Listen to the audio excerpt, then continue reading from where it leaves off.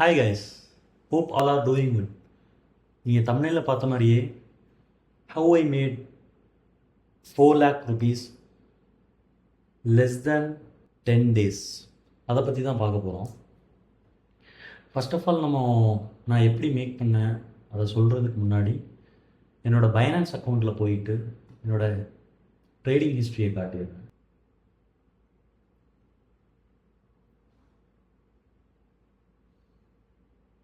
Actually 16லேருந்து 26 வரைக்கும் choose பண்ணியிருக்கேன். 15th பார்த்தீங்கன்னா ட்ரேட் ஓப்பன் பண்ணியிருக்கேன். பிடிசி லாங்கு என்ட்ரி ப்ரைஸ் பார்த்தீங்கன்னா அரவுண்ட் 64,300, க்ளோஸ் ப்ரைஸ் பார்த்தீங்கன்னா 65,700 ஓகேங்களா யூஎஸ்டி. இந்த ப்ரைஸில் ஓப்பன் பண்ணி என்ட்ரி எடுத்து க்ளோஸ் பண்ணியிருக்கேன். இந்த ட்ரேடை நான் எப்படி எக்ஸிக்யூட் பண்ணேன் அப்படிங்கிறத பார்த்துடலாம். 15th உங்களுக்கு தெரியறதுக்காண்டி இந்த இடத்துல ஒரு வெர்டிக்கல் லைன் ட்ரா பண்ணுறேன்.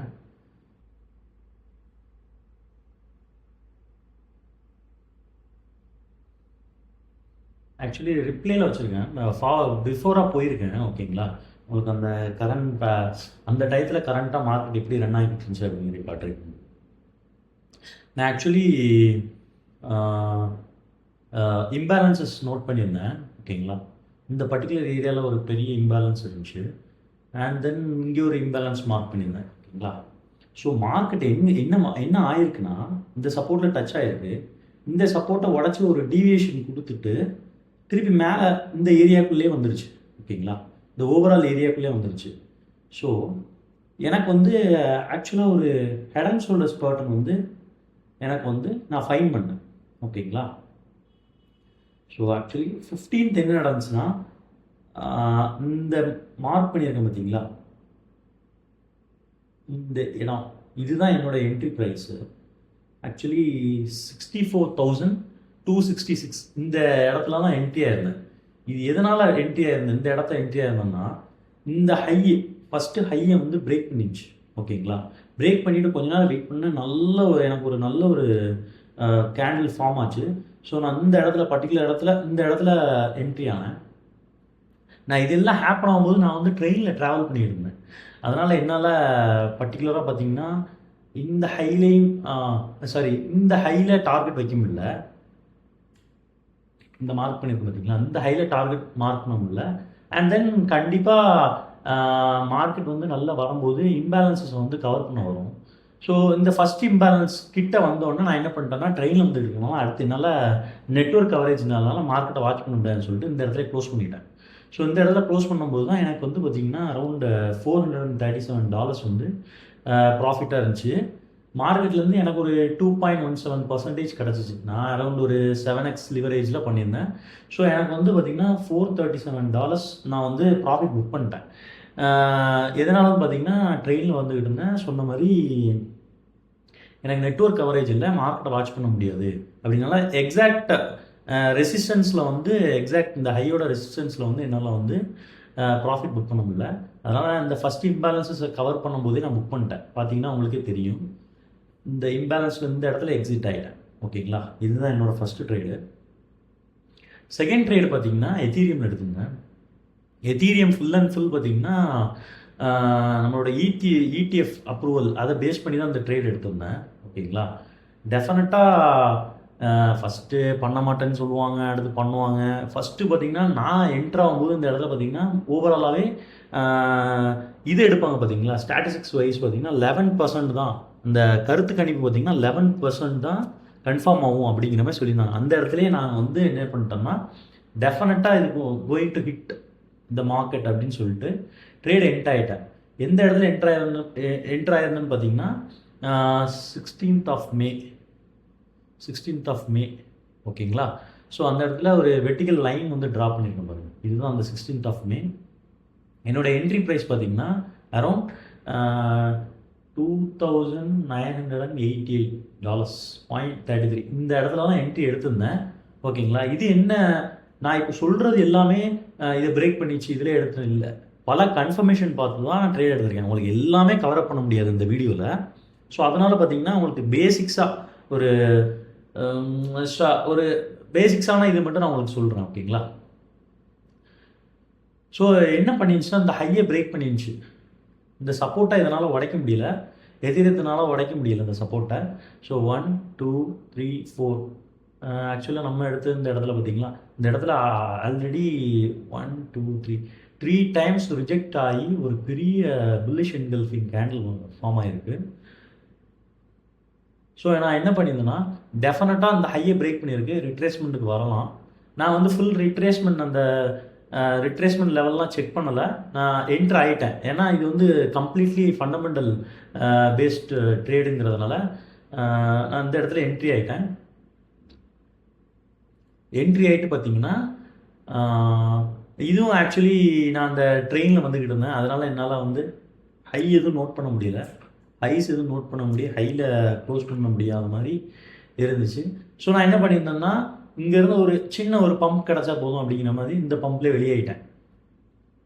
3.68% இந்த ரேஷியோலேயே வெளியாயிட்டேன், அந்த ப்ராஃபிட் பர்சன்டேஜ்லேயே வெளியாயிட்டேன். ஓகேங்களா?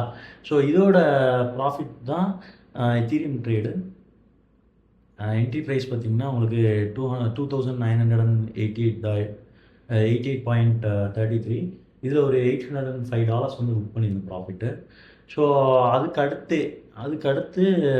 என்ன பண்ணியிருந்தேன்னா, மார்க்கெட் வந்து அதுக்கடுத்து 19th ஒரு ட்ரேடு, 19th வந்து இந்த 19th பார்த்தீங்கன்னா இந்த ஹையை பிரேக் பண்ணிடுச்சு.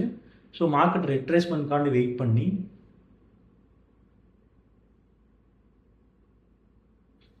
லோ டு ஹை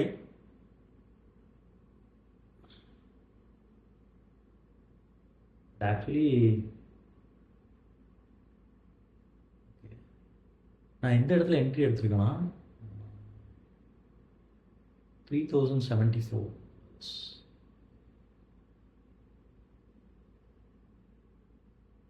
இந்த இடத்துல ஆக்சுவலி என்ட்ரி எடுத்திருக்கேன்.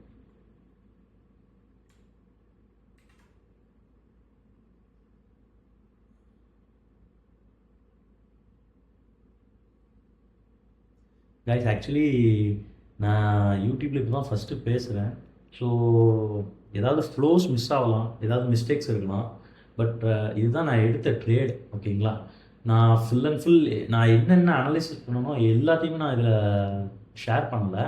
ஜஸ்ட்டு வீடியோ ரொம்ப லென்த் ஆகிடக்கூடாதுன்றதுக்காண்டி இந்த 3074 இந்த இடத்துல ட்ரேட் என்ட்ரு ஆகிருந்தேன். இந்த இடத்துல என்ட்ரு ஆகி அரௌண்ட் ஒரு 3400 சம்திங் கிட்ட க்ளோஸ் பண்ணியிருக்குன்னு நினைக்கிறேன். 3464 இது வந்து 64 இந்த பம்ப் என்ன ரீசனால வந்துச்சுன்னா, நான் பிலீவ் பண்ண மாதிரியே இந்த கருத்து கணிப்பு 11%லேருந்து எங்கே போயிடுச்சு பார்த்தீங்கன்னா, அரௌண்ட் 60 or 70% கிட்ட போயிடுச்சு. அதனால் இந்த ஒரு ஹியூஜ் பம்ப் வந்துருந்துச்சு. ஓகேங்களா? ஆக்சுவலி நான் இந்த ஹையில் தான் க்ளோஸ் பண்ணியிருக்கணும். பட் என்னால் வேரியஸ் ரீசன்ஸ்னால ட்ரேட் ஃபாலோ பண்ண முடியாதனால நான் அந்த இடத்துல க்ளோஸ் பண்ணிட்டேன். ஸோ இந்த இடத்துல பார்த்திங்கன்னா நமக்கு ஒரு 1102 ஓகேங்களா, இந்த லெவலில் ப்ராஃபிட் புக் ஆகிருக்கும். ஸோ அதுக்கடுத்து ஒரு இன்ஜி ட்ரேட் எடுத்திருந்தேன் long.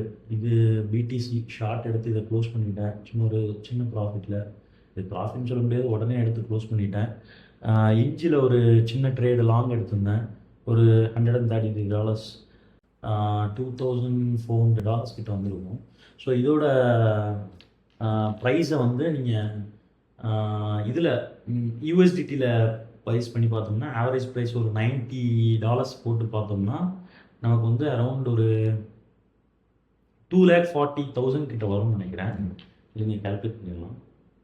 437.17 plus attention just calculate now 805.06 102.86 7.39 133.78 minus ஒரு 11.5 போட்டால் 2480 வருது. இதை ஆவரேஜ் ப்ரைஸ் ஒரு 90 ருபீஸ் போட்டோம்னா 2,23,205 ருபீஸ். ஓகேங்களா, நம்ம மேக் பண்ணியிருந்தோம். 4 லேக்னு சொன்ன இப்போ பேலன்ஸ் என்னென்னு பார்த்தீங்கன்னா இதுதாங்க நம்ம ஃபியூச்சர் ட்ரேடில் மேக் பண்ணது. அடுத்து பார்த்தீங்கன்னா ஸ்பாட் ட்ரேடில் வந்து டர்போங்கிற ஸ்பெசிஃபிக் காயின் வந்து நான் ஒரு பிலீவல் வச்சுருந்தேன். அந்த மீம் காயின்லாம் பம்ப் ஆகிட்டு இருந்துச்சு. ஸோ அது பேஸ்டாக நான் ஒரு ஸ்பாட் ஹோல்டிங் அரௌண்ட் $150 எடுத்திருந்தேன். என்ட்ரி ப்ரைஸ் பார்த்தீங்கன்னா 0.00028861